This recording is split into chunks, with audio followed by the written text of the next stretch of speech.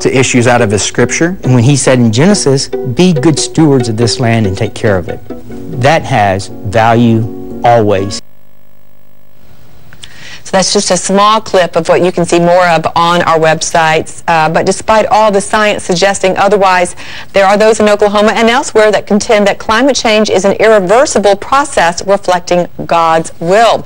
My next guest, Katharine Hayhoe, is both an evangelical Christian and a climate scientist at Texas Tech. She believes God also gave us the power to make good choices, and those choices can have an impact. Katharine, thank you for joining us.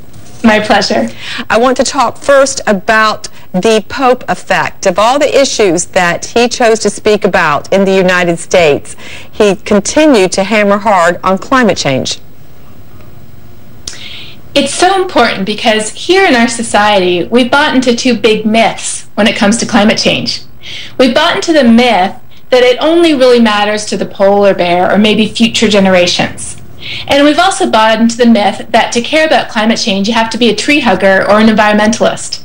The Pope is busting both of those myths big time. He is connecting the dots between poverty, injustice, the refugee crisis that we're facing today, and the issue of climate change, which exacerbates the risk of the type of droughts that drove people into the cities in Syria. He's also busting the myth that you have to be a green tree hugger. He's showing that if we care about people and if we care about this planet, and it's hard to think of any human who wouldn't care about the place where we live and other people, then those are all the reasons we need to care about climate change. Right, and I want to point out that he personally thanked President Obama for his new policies. He said, Mr. President, I find it encouraging that you are proposing an initiative for reducing air pollution. And we should point out that a new study by Associated Press, as reported in the Huffington Post, said 3.3 million people each year die from air pollution. At the same time, we've heard from Jeb Bush and Rick Santorum from the campaign trail who said,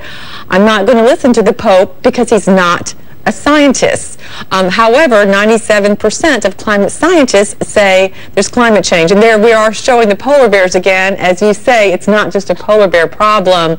It's an air pollution problem that's going to continue to affect the resources we have on Earth. Do you really think that the Pope can have an impact on this? Because I also spoke with the priest yesterday who said he's not going to continue to bring the Pope's message to his flock because the Pope, again, is not a scientist. What do you say to that?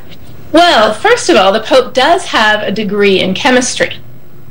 Second of all, the Pope's encyclical and everything he talks about with climate change is, as any good leader should, based solidly on the science from scientists. For over 2 years, the Pope has been holding meetings in the Vatican, inviting leading scientists from around the world to inform the crafting of this encyclical, to make sure all of the scientific facts are accurate. So we don't expect our politicians to have PhDs in physics, but we do expect them to recognize that we have an enormous wealth of smart scientists in this country that they can call anytime and ask for advice. The Pope has done that, and that's why he got the science right.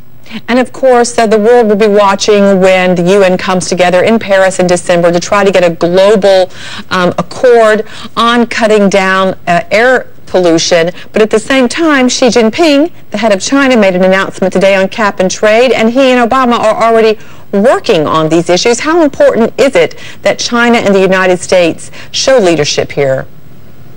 It's essential. We're not just talking about air quality like ozone or particulates. We're talking about carbon pollution very specifically, because carbon is what drives the climate changes that we're seeing around us. So for a long time, we've had the Clean Air Act in place, which has accomplished many good things, but it did nothing to cut our carbon emissions. Carbon emissions come every time we burn coal or natural gas or oil. We can't avoid them. But what we can do is reduce them through efficiency and through transitioning to new, clean sources of energy. And that's what China is doing. For a long time here in the States, I've always heard, oh, well, we could do anything that we could, but if China's not doing anything, what's the point? Well, today that argument has gotten turned on its head, because today China is the world leader in wind energy.